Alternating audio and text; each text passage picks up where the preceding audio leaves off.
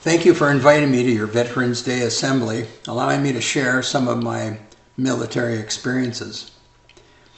I served in the U.S. Army in Vietnam during all of 1968.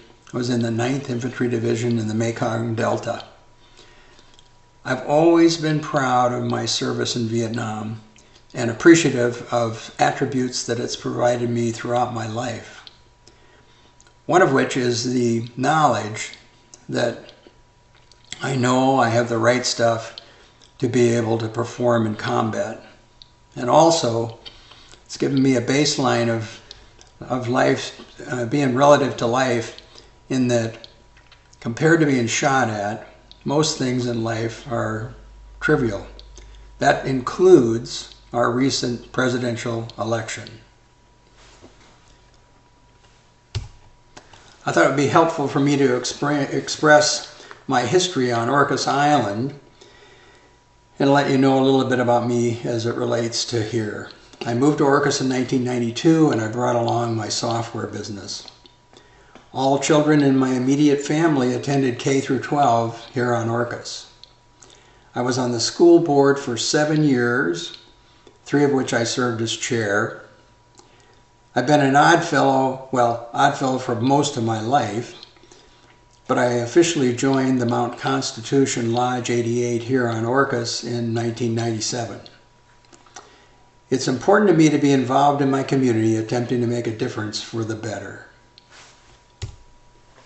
Vietnam is a long ways away. It's over 7,000 miles from Washington, 9 time zones. During my tour in Vietnam, I took hundreds of photographs. My daughter has picked out one that she likes the best, and I thought it would be fun to share it with you. This is when I was on an in-country R&R and one of the original selfies.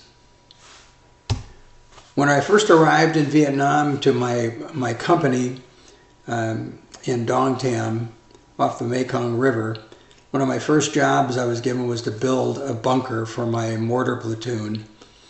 And here I am, sunburned and a brand new rookie. My unit was attached to the Navy most of the time. We lived off of a ship in the middle of the Mekong River, which was about a mile wide. And we went to our missions and patrols up small canals and rivers in armored landing craft. Those have drop ramps, and when we became under fire, we'd beach the boats and the ramp would drop and we'd go out with blazes. We also did missions and patrols in helicopters, and those we boarded out of our land base camp. And also we did road patrols, and those where we were positioned on top of armored personnel carriers. To give a little, in all cases though, when we were taken to our mission site with one of those 3 vehicles, we became infantry foot soldiers with boots on the ground. I thought I'd give a comparison of the war deaths of other conflicts that we've had in our country. Vietnam had 58,209 deaths. Almost 10 times as many as in Iraq and Afghanistan, and over 50% of those in World War I. So it was a big conflict, cost lots and lots of lives. All of those 58,000 names are on the Vietnam Memorial in Washington, D.C. on the Mall. I was fortunate enough to be there upon the dedication of that memorial 35 years ago tomorrow. A common occurrence at the Vietnam Memorial is pencil rubbings of the names that are on the wall. There are volunteers that provide the paper and pencils.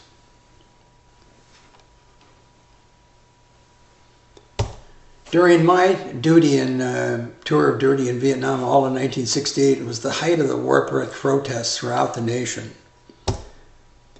And when I was discharged from Vietnam, I was flown, instead of to California, all the way across the nation to New Jersey. And the reason being, there were so many war protesters at the Oakland Center that they didn't want to expose us to all that conflict and ridicule. And so I had to go to New Jersey and then make my way all the way across the country to get home.